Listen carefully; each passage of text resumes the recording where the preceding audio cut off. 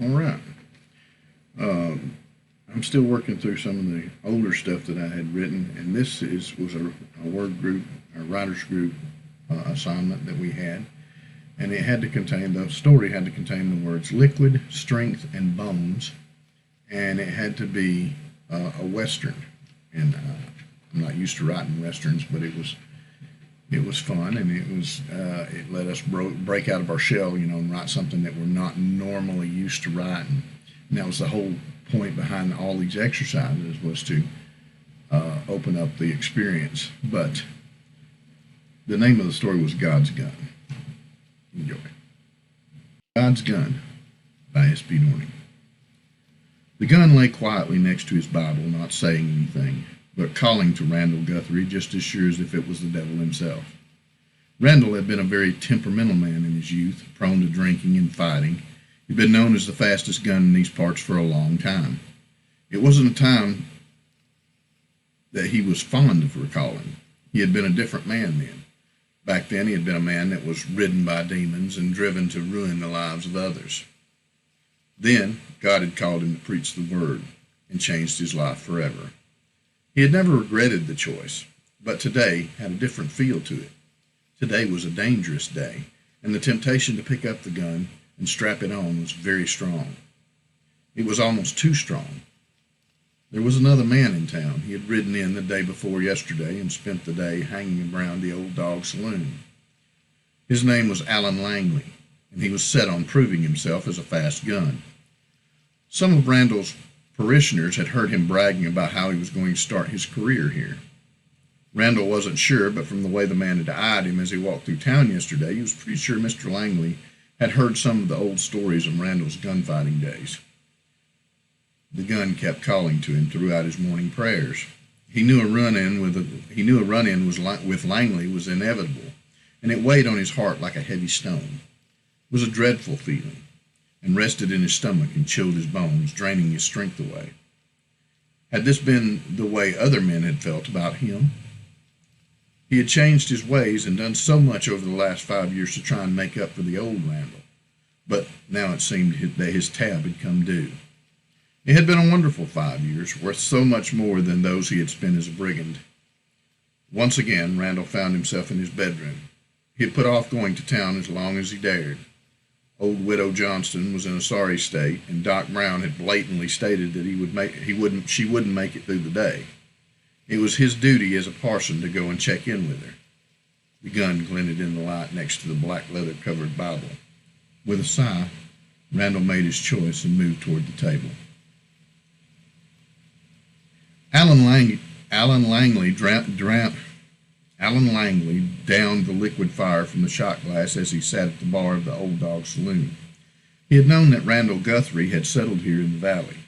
The man was almost a legend in the parts where Alan had grown up. It had been a hard decision to come here, but he had to start somewhere. If he was going to make a name for himself, he had better get started. He was almost 18 now, and time was wasted. He did regret that the man was a preacher now. According to the locals, he had been a man of God for the last 5 years. That didn't make no never mind to Alan. He glanced out the window as he ordered another shot. That was when he saw the preacher coming down the street. "Hold that drink, Jimmy. I'll be back in a minute," he said. The preacher man stopped as he saw Alan step out onto the street. Good. That let Alan know that the man expected a fight. He was probably strapping iron under that frock coat right now. He had heard all the stories of Randall Guthrie. Alan had studied them to try and prepare for this moment. He knew that Guthrie was left-handed. Randall's left hand hung free, but he clutched an old worn-out book in his right hand up close to his chest. Alan's hands went slick with sweat, and he felt that old familiar tingle in his stomach as he wondered if he was fast enough to take this man. "Stop right there, preacher," Alan drawled out. "I ain't looking for trouble, son," Randall called out. "But I am, old man. I gotta make a name for myself, and I ain't getting any younger," Alan called back. "Son, you really don't want to go down this road. It's a lonely road, and it leads straight to hell. Just go on back in the bar, and we'll pretend none of this ever happened." "I'm through talking, old man." A crowd had gathered as the two men had squared off. Randall looked at their faces, and despair settled onto his frame like a physical weight. Allen was playing to the crowd now. There would be no way to talk him down.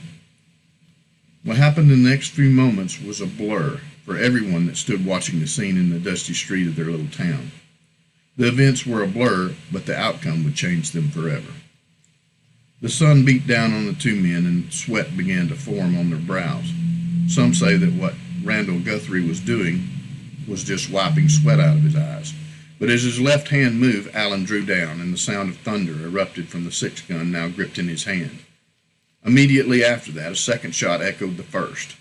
Allen blinked as the crimson stains spread out around the bullet hole that had suddenly appeared in his side. Then the pain hit, and his brain shut down as he crashed to the street in a heap. The preacher also lay, unmoving in the dust of the street. The eyes of the crowd turned to the tall man that stepped down from the sidewalk and walked over to check on Allen Langley. As he walked, he sheathed the smoking gun that he had gripped in his hand. "Langley's alive if someone wants to get the doc," the stranger said. Then he turned and walked over to check on Randall. "Who are you, mister?" someone in the crowd yelled out. "I'm a U.S. Marshal, Jack Ramsey," the man replied to no one in particular as he checked on the preacher.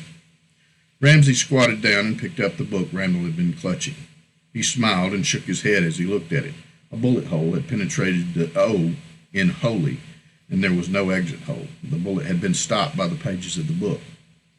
Randall groaned as Ramsey opened the book to the last page where the bullet had stopped. He turned to the crowd and with a wry grin read the verse that had been underscored by the imprint of the bullet. And when he saw their faith, he said to them, "Man, your sins are forgiven. Go get the doc. Your preacher needs some tending." And the verse that was quoted was Luke 5, verse 20.